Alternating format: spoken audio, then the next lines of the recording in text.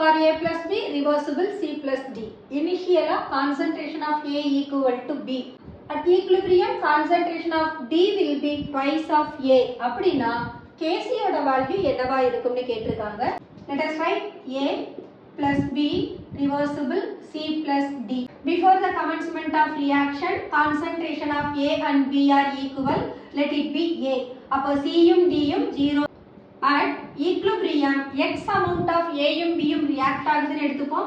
அப்போ concentration of A will be A minus X, B will be A minus X, C யும் D யும் X time இருக்கும். At equilibrium, concentration of D is twice the time of concentration of A னு கொடுத்தாச்சு. அப்போ twice the time that is 2 of A minus X.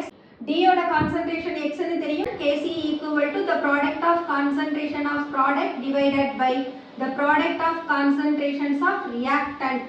Concentration of A equal to concentration of B equal to A minus X க்கு பதிலா 2A by 3. So Kc equal to C யும் D யும் X time வரணும். அடுத்தது A யும் B யும் A minus X, A minus X.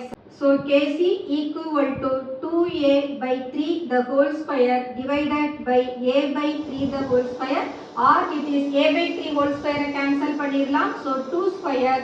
So Kc equal to 4. உங்களுக்கு இந்த வீடியோ பிடிச்சிருந்ததுன்னா லைக் பண்ணுங்க, ஷேர் பண்ணுங்க, கமெண்ட் பண்ணுங்க and subscribe பண்ணுங்க. Thank you.